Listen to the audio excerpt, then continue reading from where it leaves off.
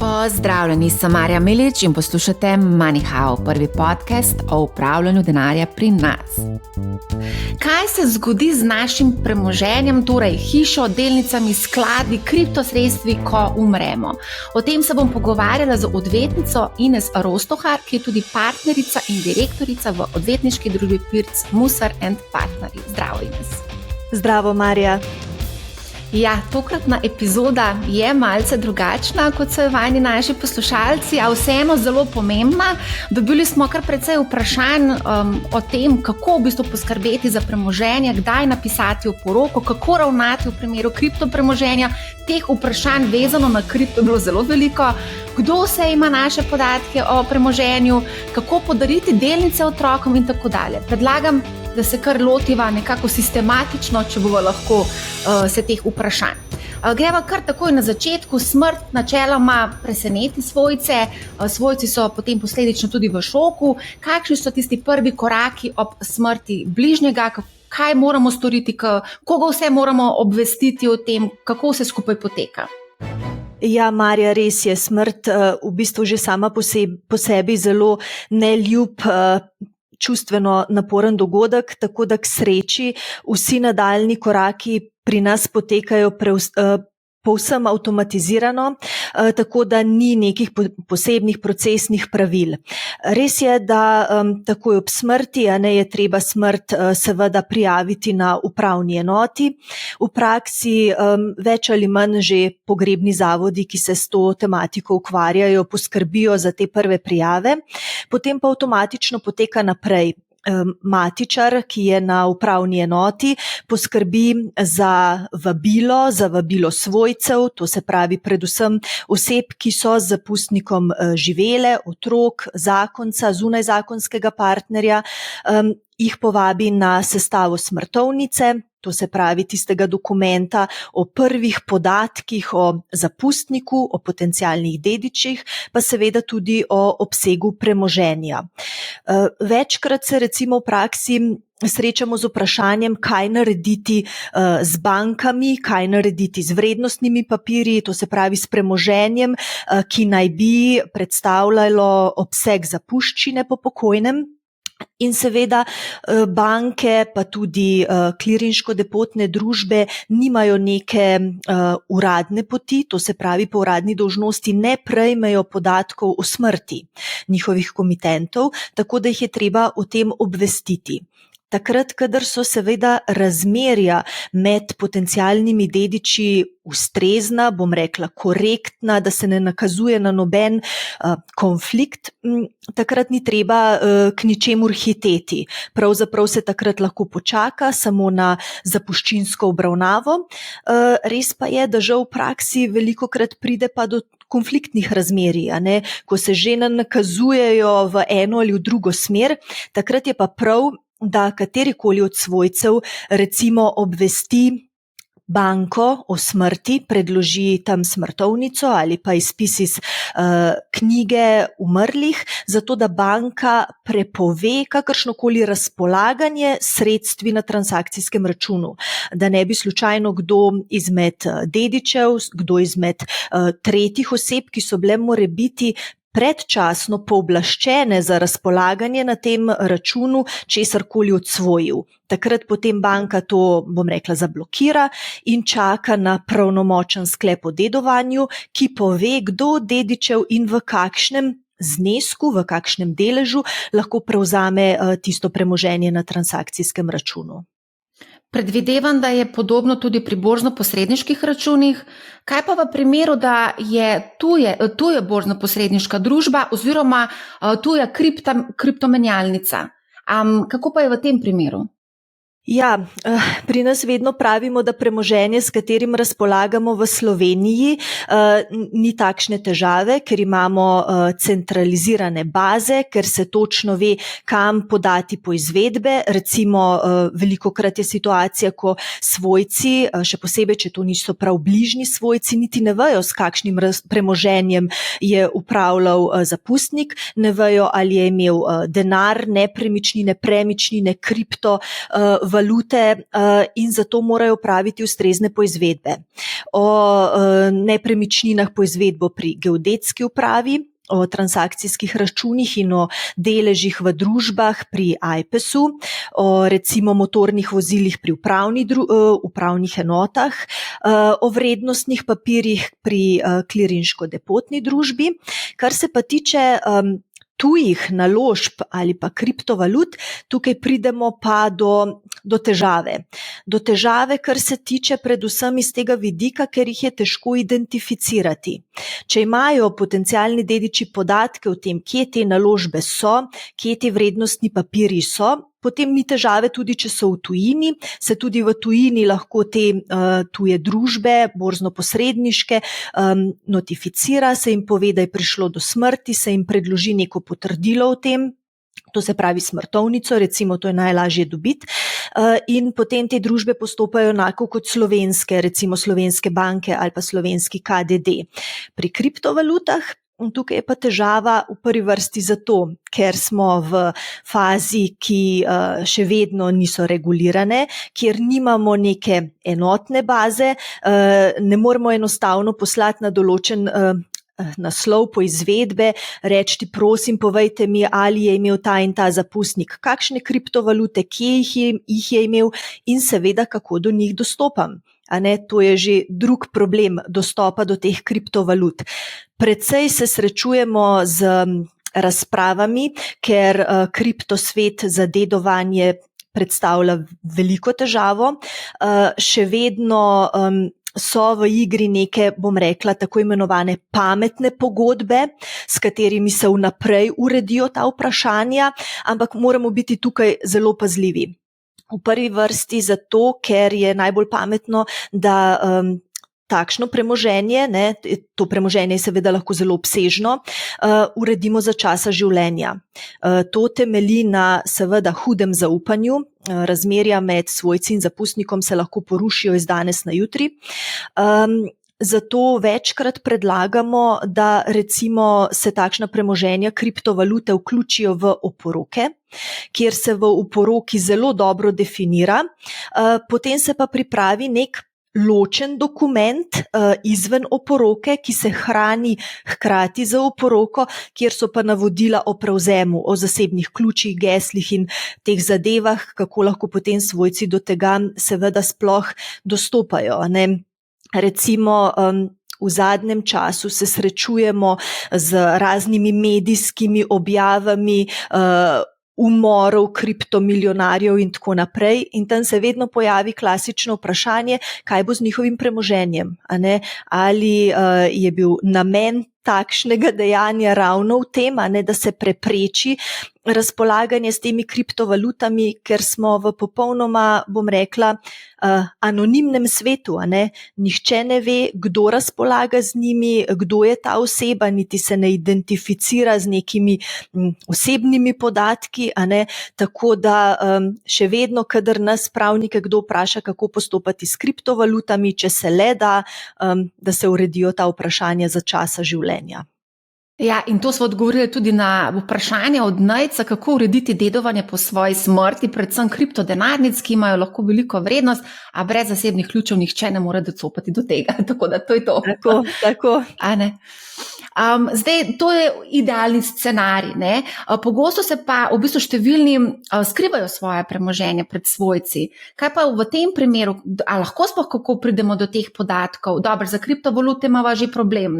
Kaj pa recimo za druge naložbe, ki jih imamo recimo na nekih borzno-posredniških računih v tujini, recimo na Trade Republic, Interactive Brokers in recimo eToro in drugi brokerji? Ja, tujina nasplošno predstavlja težavo.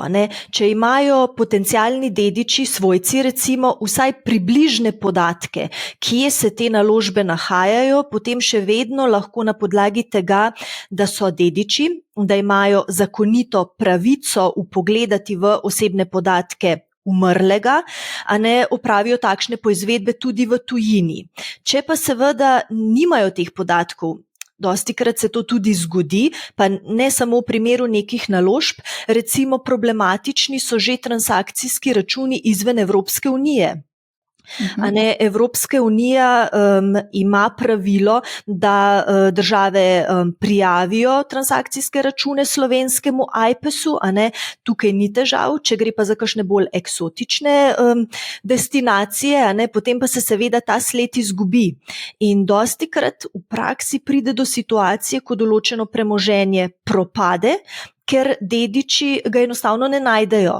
Tukaj se poslužujejo raznih poizvedb po tujih klirinško-depotnih družbah, po tujih bankah, celo recimo sodelovanja kakšnih zasebnih detektivov, ki potem pomagajo pri iskanju tega premoženja. To se pravi, ta postopek je lahko precej filmski, a ne.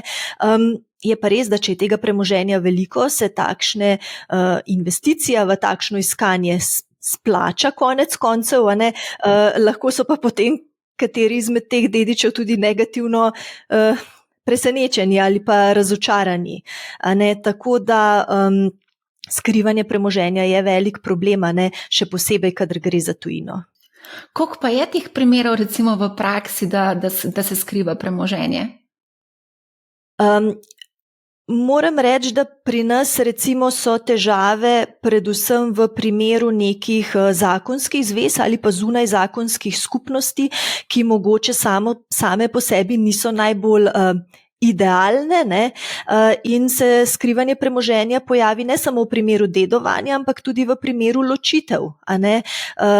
V praksi se sem in tja srečujemo s kakšno tako situacijo, res pa je, da je Evropska unija, bom rekla, precej izboljšala to stanje, a ne, ker tukaj je pa precej velika transparentnost na srečo in je težko skriti premoženje na ta način. Še vedno pa obstajajo tudi znotraj Slovenije določeni mehanizmi, recimo prepis premoženja na kakšne tretje osebe, ko je potem tudi s poizvedbami recimo pri geodetski upravi ali pa s poizvedbami pri KDD-ju preko imena in priimka željene osebe nemogoče priti do premoženja, katerega, bom rekla, zadnji ali pa dejanski lastnik je ta oseba. Prepisujejo premoženje na recimo ali na svojce ali na tretje osebe in potem včasih človek res mora biti precej iznajdljiv, da poišče tisto, kar dejansko ga zanima. Zanimivo. A se lahko obrneš recimo na finančno upravo, da bi dobil informacije, ker iz finančne uprave so nam sporočili, da v bistvu na podlagi avtomatične izmenjave informacij o finančnih računih v tujini prejmejo vsako leto podatke o obrestih, dividendah in tako dalje. Ja. Je to tudi ena rešitev? FURS pri nas, bom rekla, da je že skoraj, da ima policijska pooblastila, to se pravi, ima veliko pristojnosti. Edina težava je, da do teh podatkov lahko pridemo v trenutku, ko imamo nek, bom rekla, zakonit interes, to se pravi, ko smo dediči, ko se izkažemo z nekim vabilom na zapuščinsko obravnavo, to se pravi, ko imamo neko dokazilo, da smo res oseba, ki je potencialno upravičena do teh podatkov, a ne, in takrat FURS seveda je tudi na razpolago. Velikokrat recimo pride do tega, da se opravi prva zapuščinska obravnava na sodišču in potem sodišče na predlog dedičev, potencialnih dedičev, opravi tudi te poizvedbe in preko teh podatkov se potem lahko tudi, bom rekla, končno premoženje včasih najde. Prej so menila, da je smiselno v določenih primerih napisati oporoko za čas življenja. Koliko je recimo teh primerov, da dejansko se to uredi še za čas življenja? Ja, vsakič, ko zapustnik želi, da se deduje po njem na drugačen način, kot ga predvideva zakon, to se pravi, ko se ne strinja s tem, da bi dedovali po njem tiste osebe, ki so po zakonu predvidene, recimo v prvem dednem redu v prvi vrsti so to otroci in pa zakonec oziroma zunajzakonski partner. Če zapustnik želi, da se deduje drugače, potem je smiselno napisati seveda oporoko. Oporoka, moram reči, da se pogosto srečujemo s pisanjem oporok. pa ne samo oporok, tudi drugih dednih pogodb. Pri oporoki se je treba zavedati, da z oporoko se ne moremo ogniti nujnemu deležu. To se pravi, tudi če napišemo oporoko, določeni dediči, ki so po zakonu opredeljeni kot nujni dediči, to so recimo otroci, zakonec, zunajzakonski partner, so upravičeni do nujnega deleža. In vračanje teh oporočnih razpolaganj nazaj v zapuščino, zato da se te nujni deleži napolnijo, je lahko skrajno neugodno. Je pa res, da z oporoko se da določiti tudi ne samo prvega dediča, ampak recimo tudi dediča na mesto tega dediča, če ta prvi dedič umre hkrati z zapustnikom ali pred zapustnikom, to je tudi ena taka, bom rekla, pametna zadeva. In pa seveda pozitivna stvar oporoke je, da jo človek lahko kadarkoli spremeni. To se pravi, kadarkoli se nekdo spomni, si želi neke spremembe, lahko napiše novo oporoko in vedno je veljavna zgolj zadnja, to se pravi najnovejša po času. Tako da te oporoke so v praksi pogoste, je pa res, da glede na to, da imamo precej različnih vrst oporok, da si je pametno izbrati najboljši način in najboljšo vrsto takšne oporoke. Mogoče lahko poveš, kakšne vrste imamo. Tako, seveda oporoko lahko vsak napiše v intimi doma, lastnoročno jo podpiše, jo shrani v predal in jo tam hrani, ampak je to žal povezano z več vrstnimi težavami. Zato svetujemo pravniki napisati oporoko, pisno oporoko pred pričami.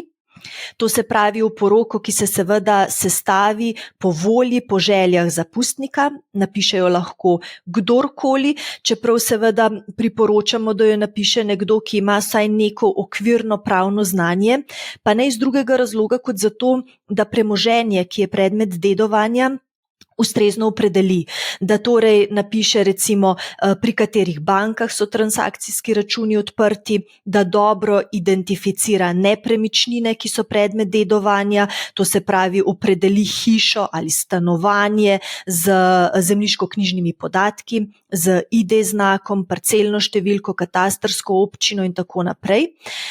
In pa seveda, da zapustnik takšno oporoko prebere na glas pred dvema popolnoma objektivnima pričama.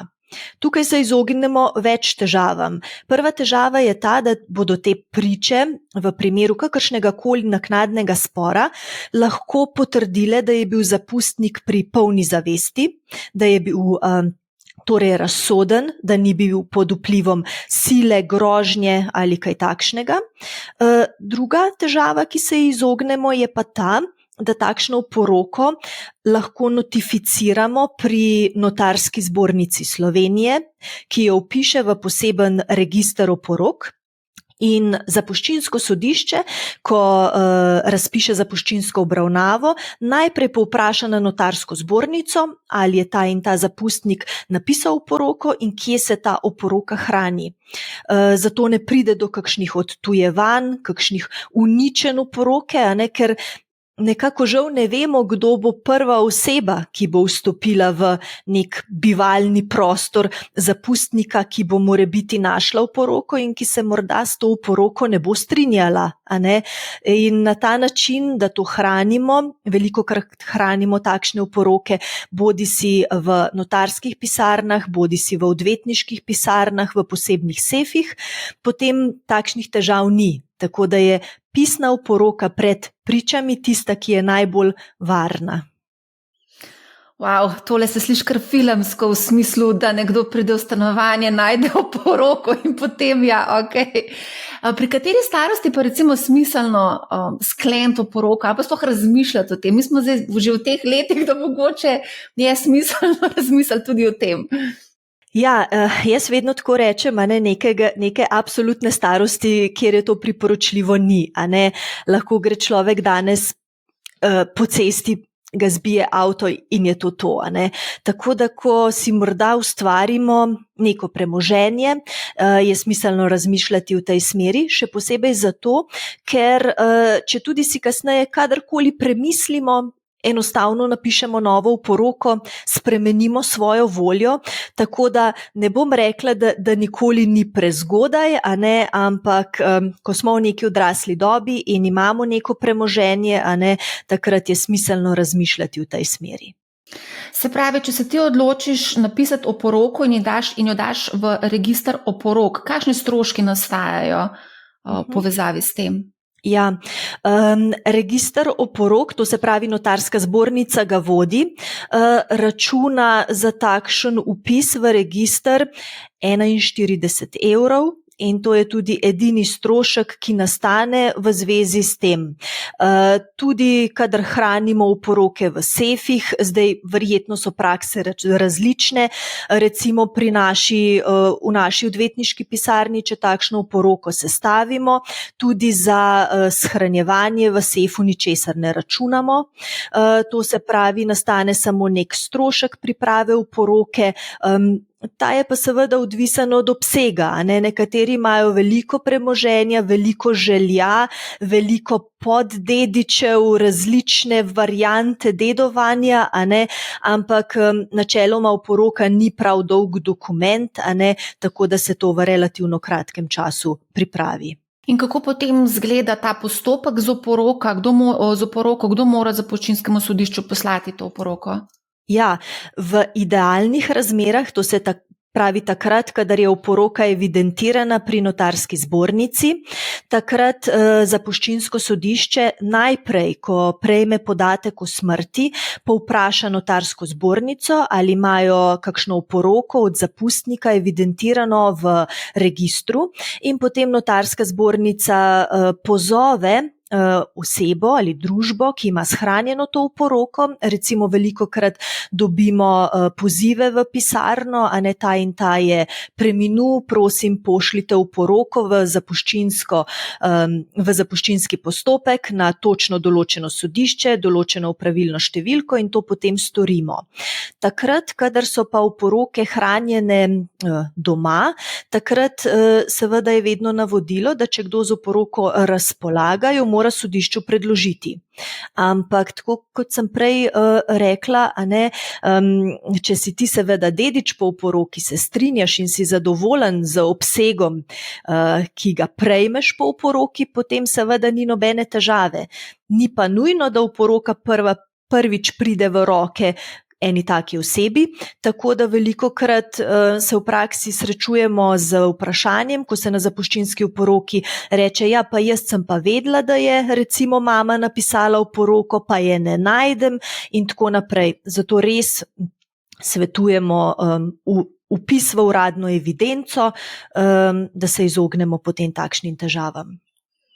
Ja, to je v bistvu kar ena taka velika odgovornost, zdaj, ko poslušam, ne, se pravi, že za časa življenja v bistvu moramo biti odgovorni do svojega premoženja in do tega, komu ga bomo potem seveda dali oziroma kdo bo potem podedoval naše premoženje. Se mi zdi, da je to kar ena taka velika odgovornost, ne? Mislim, da je to res velika odgovornost, zato ker ne samo, da poskrbimo, a ne, da naše premoženje res prejme tisti, za katerega si mi osebno želimo, da ga prejme, ampak v velikih primerih, vsaj v praksi se je tako izkazalo, s tem lahko preprečimo tudi številne konflikte, številne zaplete med svojci, vrsto let pravdanja, kregarije, stroškov, a ne, nič ni hujšega kot primer, ko se trije bratje med seboj na zapuščinski obravnavi tako hudo sprejo glede dedovanja, da nikoli več v življenju ne spregovorijo med seboj, a ne.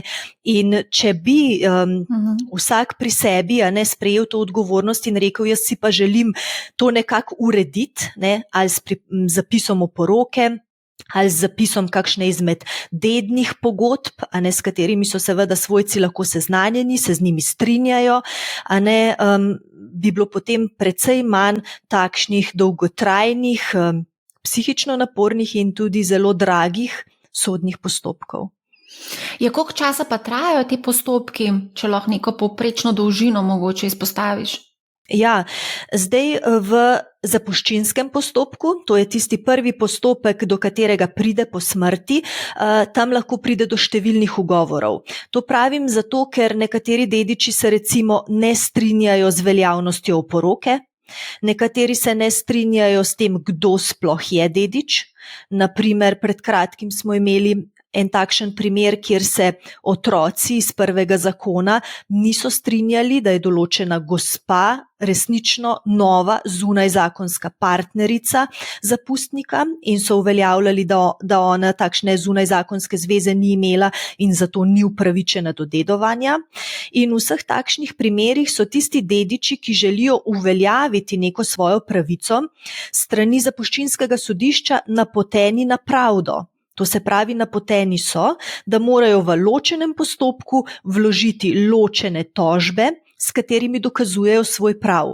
Ti postopki trajajo do pravnomočnosti, ker se je treba zavedati, da tudi ko je sodba enkrat na prvi stopnji, se ena ali druga stran s to sodbo ne strinja, se lahko pritoži, kar pomeni, da še na višjem sodišču to traja, recimo od 5 do 7 let do pravnomočnosti, in šele ko je postopek pravnomočno končan, se zadeva vrne nazaj na zapuščinsko sodišče in se zapuščinski postopek nadaljuje.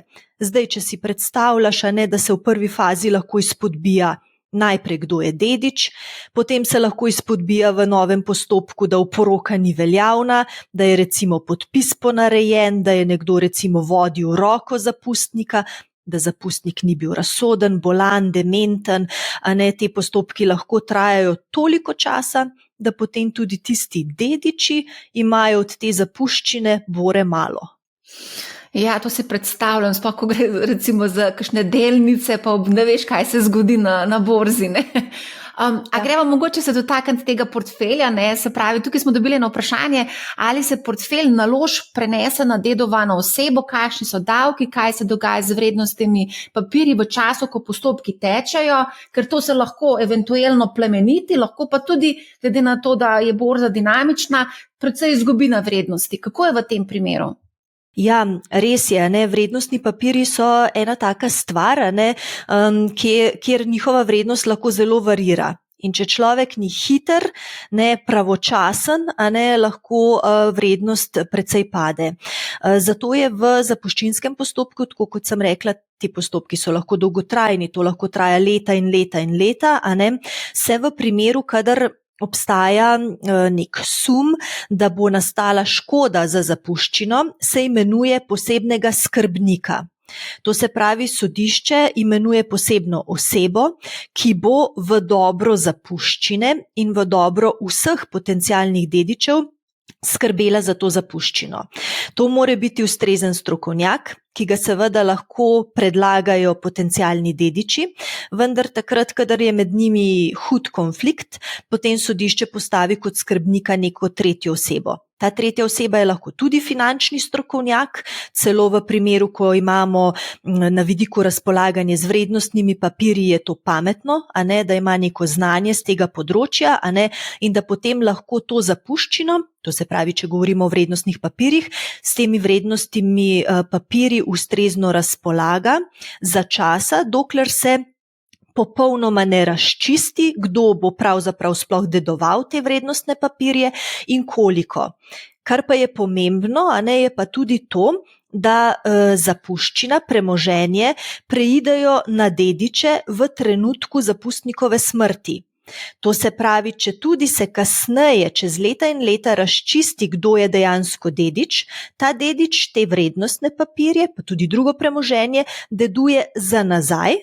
To se pravi, se šteje, da je postal lastnik v trenutku zapustnikove smrti. To je pomembno z vidika vrednosti, je pa prav, da se te skrbniki, ki so seveda za svoje delo tudi ustrezno plačani, dediči morajo plačati seveda stroške takih skrbnikov, recimo upravljanja z vrednostnimi papirji.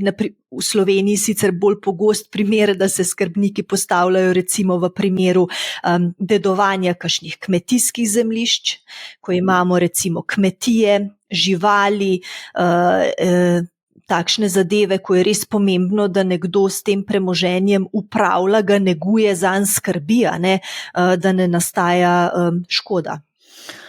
Ja, tale skrbnik, zelo zanimivo, finančni strokovnjak. Kdo pa so ti finančni strokovnjaki? Ker recimo konkretno za finančne svetovalce nimamo natančno opredeljeno, oziroma niti nadzora ni nad njimi, kaj počnejo. Tako da tukaj se mi zdi, da bi lahko prišlo do nekih mahinacij eventuelno. Ja, jaz si predstavljam, glede na takrat, kadar se svojci lahko sporazumejo, kadar je njihovo edino vodilo, da se premoženje ohrani ali pa celo oplemeniti, če govorimo o vrednostnih papirjih, takrat se bodo že toliko potrudili in uskladili, da bodo imenovali nekega strokovnjaka, ki to res je.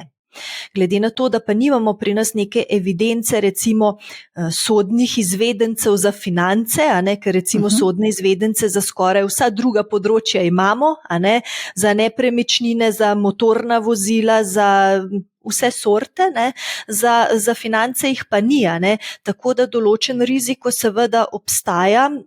Marsikatere zgodbe so že krožile v tem, kako se te strokovnjaki ali pa te skrbniki lahko tudi okoristijo na določen način, tako da to seveda predstavlja neko težavo, je pa pomemben pa vseeno po mojem mnenju nek določen angažma teh svojcev, teh potencialnih dedičev, da če ne drugega, da vsaj izvajajo nek nadzor, da se pozanimajo, da povprašajo, in skušajo na ta način preprečiti kakšne mahinacije, do katerih žal vedno lahko pride.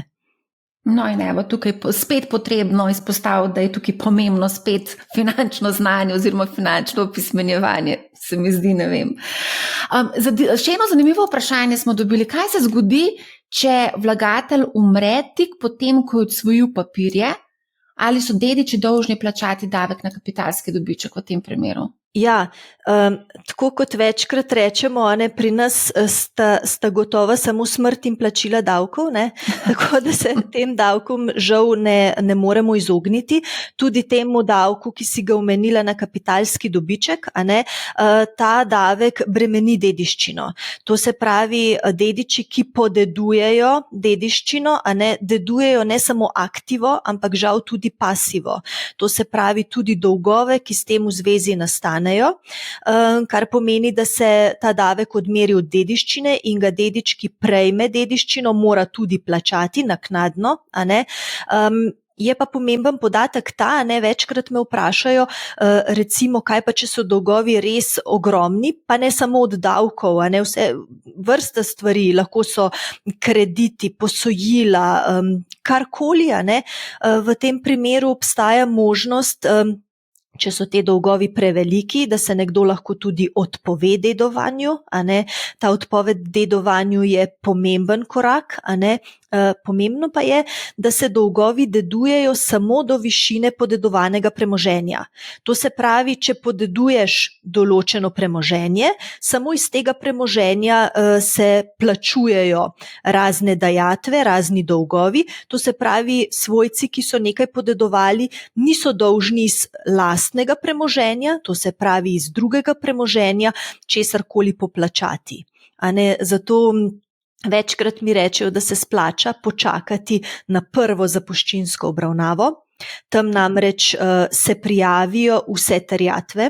Treba se je zavedati, da na te zapuščinske obravnave lahko pride marsikdo. Prijavljajo se terjatve iz naslova skrbi, nege, iz naslova stroškov, recimo vzdrževanja nepremičnin. Pogosto se prijavljajo stroški doplačil domov za starejše.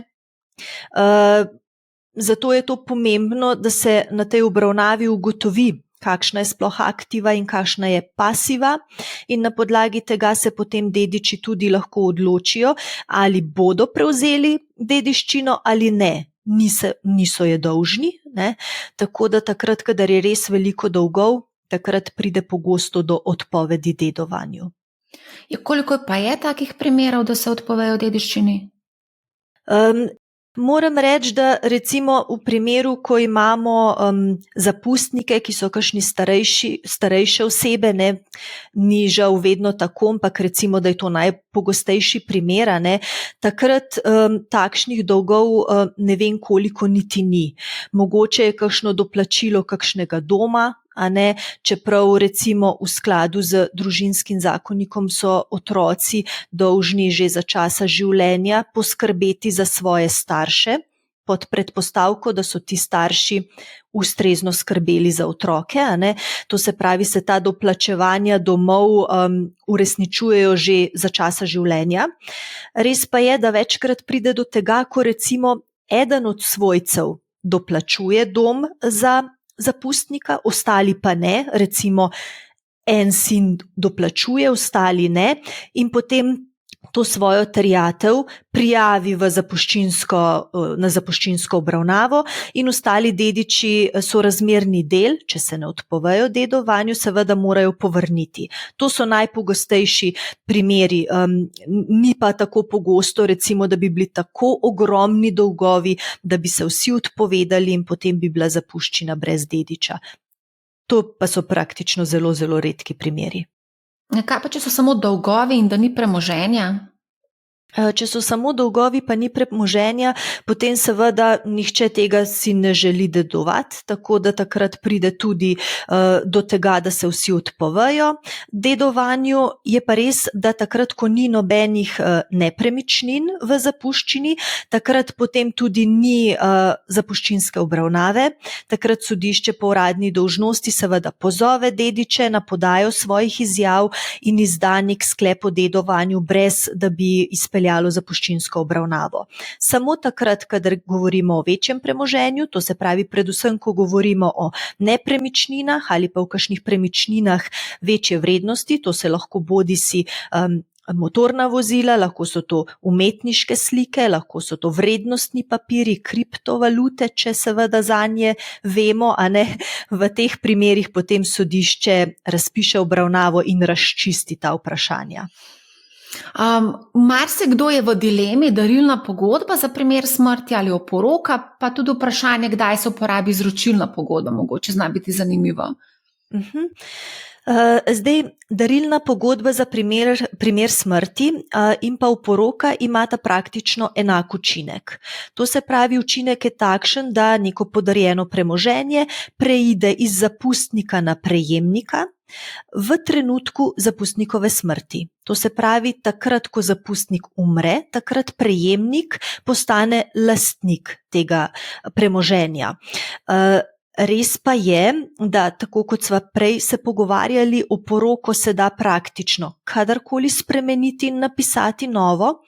Pri darilni pogodbi za primer smrti, pa tudi pri klasični darilni pogodbi, kjer premoženje preide takoj za časa življenja, ta pogodba jo je pa nekoliko težje preklicati. To se pravi, ko je enkrat takšna pogodba napisana in je premoženje nekomu podarjeno ali obljubljeno, potem lahko tisti, ki je to premoženje podaril, takšno pogodbo prekliče samo v primeru neke hude nehvaležnosti, v primeru neke hude stiske, a ne, ali pa en primer, ki ga zakon še predvideva, so kasneje rojeni otroci. To je nekako izhaja iz tega, ne, da če zapustnik pridobi neke dodatne finančne obremenitve ali se sam znajde v neki finančni stiski, lahko to darilno prekliče. Kar pa sem tudi že prej omenila, a ne, to je pa za premisliti, a ne, v tem primeru, namreč niti z darilno pogodbo za primer smrti, niti z oporoko se ne moremo ogniti nujnim dedičem. To se pravi, oni morajo vedno dobiti svoj nujni delež. Obstaja pa neka druga varianta, s katero pa se lahko ognemo nujnim dedičem. To so pa te dedne pogodbe, ki sva jih omenjali, a ne. Izročilna pogodba je ena takšna pogodba, potem poznamo še pogodbo o dosmrtnem preživljanju in pa preužitkarsko pogodbo. Bistvo vseh teh treh pogodb je v tem, da se štejejo za tako imenovane odplačne pogodbe. To se pravi, da tisti, ki nekaj prejmejo, lahko gre to za nepremičnine, najpogosteje v praksi so to nepremičnine, hiša, stanovanje, se zavežejo, da bodo v zameno zapustniku nekaj nudili. Ga bodo negovali, zanj skrbeli, ga recimo vozili k zdravniku, v trgovino, mu doplačevali neke stroške, poskrbeli za pogreb, recimo to je pri starejših osebah opažamo zelo pomembna zadeva, Zato bodo v zameno nekaj dali, kar pomeni, da jim nič ne bo podarjeno, ker bodo to oddelali, zato celotno to premoženje pripade njim in nihče, niti nujni dediči, na to premoženje ne morejo poseči. Razen, žal je vedno tako, če bi recimo te dediči želeli uveljavljati, da nekdo ni izpolnjeval teh svojih storitev, ki so bile zapisane v to pogodbo, takrat lahko uveljavlja izpodbijanje teh pogodb, kar je pa potem spet stvar dolgotrajnega, dragega, ločenega sodnega postopka. Ampak recimo v praksi najpogosteje predlagamo tako imenovano izročilno pogodbo, ki si jo omenila. To pa iz tega razloga, ker izročilno pogodbo lahko sestavimo samo v primeru, da se vsi dediči, namreč to je lahko s to pogodbo se lahko premoženje zapusti samo dedičem prvega dednega reda, to se pravi otrokom in pa zunajzakonskemu ali zakonskemu partnerju, vendar morajo biti vsi ti dediči s to pogodbo seznanjeni in se z njo tudi strinjati. To se pravi, morajo biti vključeni kot pogodbene stranke in v praksi se še nismo srečali z izpodbijanjem takšne izročilne pogodbe, ker če jo je nekdo podpisal, se nekako šteje, da se je z njo tudi strinjal, bil z njo seznanjen, in je potem v teh primerih res manj težav. Je pa prav, da so te pogodbe, vse tri, ki sem jih omenila, napisane na način, da je varen tako zapustnik na eni strani, kot tudi dediči na drugi strani, ker se je treba zavedati recimo pri preužitkarski pogodbi in pri izročilni pogodbi premoženje preide takoj. To se pravi, zapustnik recimo svojo hišo prenese na prevzemnika, kar pomeni, da zapustnik sam ni več lastnik te nepremičnine. Če gre za nepremičnino, v kateri ta zapustnik recimo živi, je potem smiselno vključiti dodatno varovalko, užitek stanovanja, pravico, da do smrti to stanovanje tudi uživa. In pa tudi v obratnem primeru, ko govorimo recimo o pogodbi o dosmrtnem preživljanju, po tej pogodbi pa premoženje preide v last prevzemnika šele v trenutku, ko zapustnik umre. To je lahko časovno precej oddaljeno, in je prav, da se vpiše v takšno pogodbo prepoved odtujitve in obremenitve, da ne bi recimo po 10-20 letih prejemnik prejel nepremičnino, ki bi bila obremenjena s hipotekami ali ki je recimo niti ne bi več bilo, ker bi jo zapustnik v vmesnem času se premislil, pa bi jo prodal ali nekomu podaril, prejemnik bi pa ves čas skrbel za tega zapustnika. Tako da je pametno razmisliti, kakšna vsebina teh pogodb odgovarja v konkretnem primeru, se morajo pa vse tri pogodbe pa zapisati v obliki notarskega zapisa, kar pomeni, da jih mora na koncu potrditi notar. To pa povzroči, da smo, če ne drugega, vsaj varni glede te razsodnosti, pa raznih ugovorov s tem v zvezi. Se mi zdi, da v primeru darilne pogodbe ali pa izročilne, se mi zdi, da mora biti pa vse neka komunikacija, neka korektna komunikacija med družinskimi člani, medtem ko pri oporoki imaš mogoče malo več svobode, Ja, seveda, oporoko lahko vsak sestavi sam, nikogar ni treba ničesar vprašati, z nikomer se posvetovati, kregati ali karkoli podobnega. Pri vseh teh pogodbah se seveda predpostavlja sodelovanje. Zdaj, pri izročilni pogodbi sodelovanje vseh, ne, vseh svojcev v prvem dednem redu.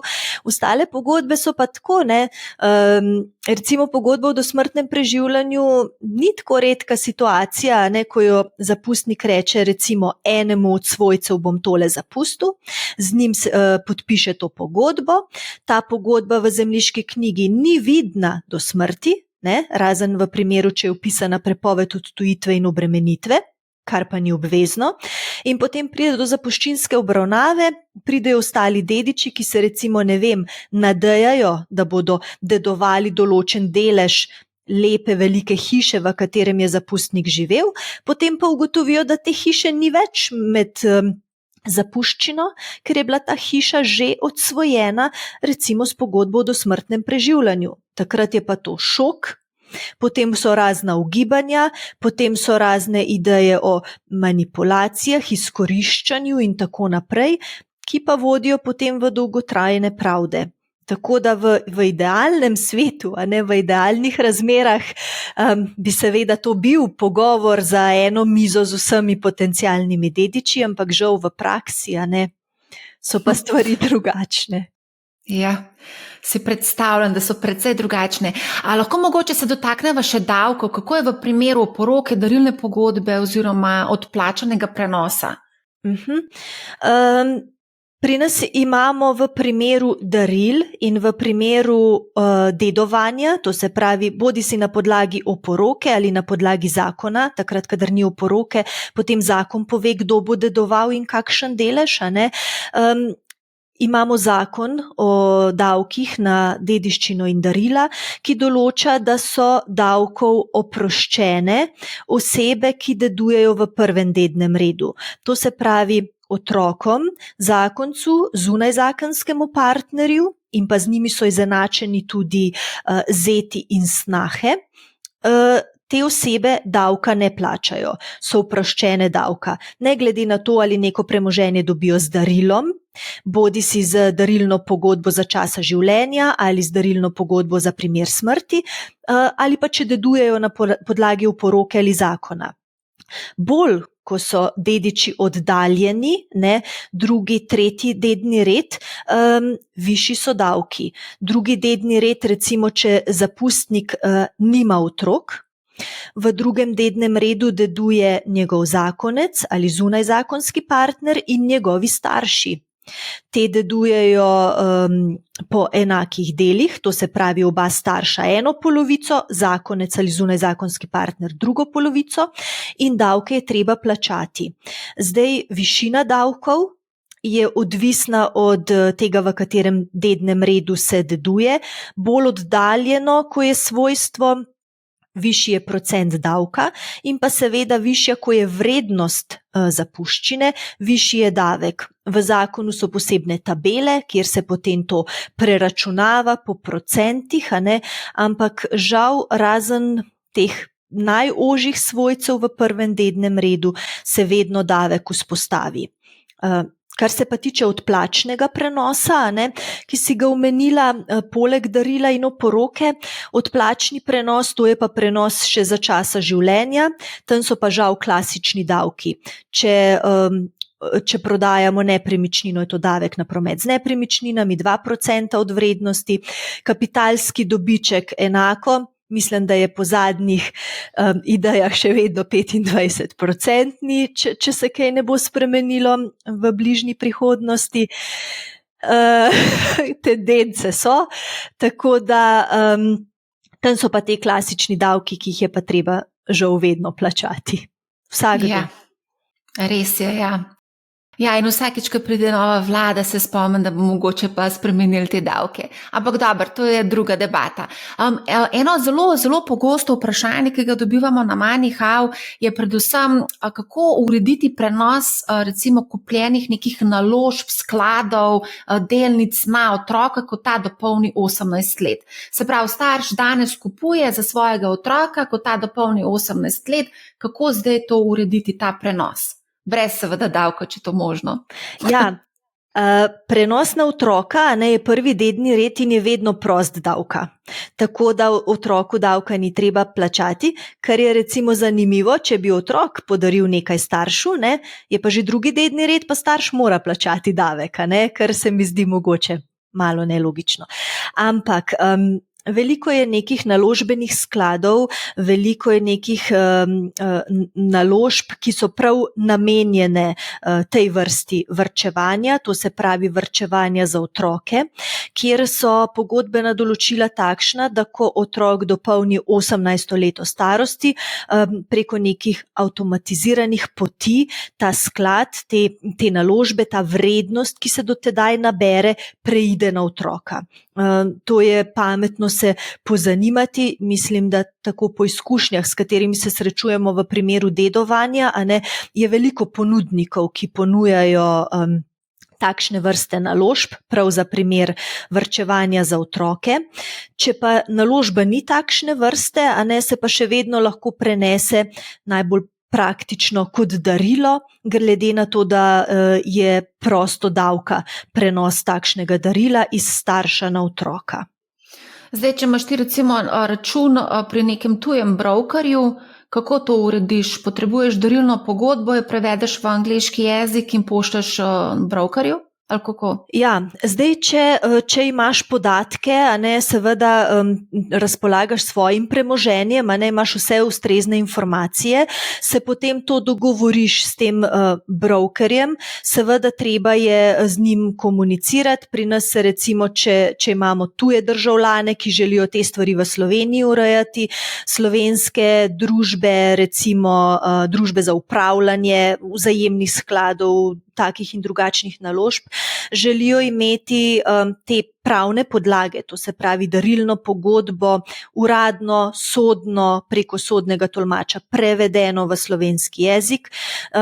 Seveda gre tudi kontra za druge države, in je to pravzaprav pogodbeni odnos. Odnos med tabo kot lastnikom premoženja in nekim tujim brokerjem, ki s tem premoženjem v tvojem imenu in po tvojem pooblastilu razpolaga. V primeru, ko pa pride do smrti, če bi recimo imeli neke naložbe, pa se zgodi smrt, takrat je pa treba uradno prevesti v prvi vrsti smrtovnico, zato da se tako premoženje zablokira, da z njim kakšna tretja oseba, ki morebiti sedaj ima pooblastila, ampak ne bo pa dedič, ne razpolaga. Kasneje se pa zahtevajo pravnomočni sklepi o dedovanju, kjer je v tem sklepu točno zapisano, kdo je dedič, v kakšnem deležu in katerega premoženja. To zahtevajo tudi tuje družbe za upravljanje, tuje banke recimo je zelo pogosto, ali pa tudi tuje geodetske uprave v primeru, ko gre za nepremičnine, ki so v tujini. Takrat je treba biti pozoren, da se to na ta način uredi. Tudi neki evropski nalogi, recimo s Hrvaško je pogosta zadeva, ko imajo Slovenci vikende na Hrvaškem, ki so pogosto predmet dedovanja, takrat se to ureja, seveda vse preko uradnih prevodov. Mogoče samo še eno vprašanje za konec, in sicer v primeru, kakšne so pravice ločene osebe v primeru, da partner umre? Se pravi, kakšne so pravice nekoga, ki je pač šel skozi ta postopek, partner je umrl, ex-partner je umrl, kakšne so v bistvu pravice te ločene osebe? Ja, pri nas je tako, da oseba mora biti bodisi v zakonski zvezi, bodisi v zunajzakonski zvezi v trenutku smrti. To se pravi, bivšim ločenim partnerjem ali bivšim zunajzakonskim partnerjem žal ne pripada nič. Ne moramo tako pesimistično zaključiti. Ja. Mogoče samo še za konec. Kakšen, ne vem, nasvet poslušalcem Moneyhow, večinoma so to mlajši moški, ki zelo radi investirajo. Ja, jaz bi tako rekla, mogoče je tisti nasvet ki si ga že ti podala uvodoma, da je treba s svojim premoženjem ravnati odgovorno in je treba dobro razmisliti, komu in na kakšen način ga prepustiš. Kar se tiče tujih naložb, tukaj je veliko zaupanje, vzpostavljeno, ampak je prav, časi se spreminjajo, kriptovalute so bile včeraj velika eksotika, mogoče danes niti ne več, in je prav, da na ta način pristopimo, da že za časa življenja, če se le da, premoženje ustrezno razdelimo, ustrezno namenimo, ker s tem ne le, da se izognemo sporom, izognemo se raznim zameram, včasih na koncu več velja, da se nekdo še vedno pogovarja, ostaja v dobrih odnosih, pa ima finančne stvari razčiščene. Tako da predlagam, da če se le da, da se to premoženje razdeli za časa življenja, ko je človek še, bom rekla, pri zdravi pameti in nameni točno določenim osebam tisto, kar želi nameniti. Super, najlepša hvala. Hvala za res odlično debato. Hvala, Marja, enako. Hvala tudi vsem, ki ste nas gledali in poslušali. Poslušajte Money How, ne bo vam žal in lep pozdrav.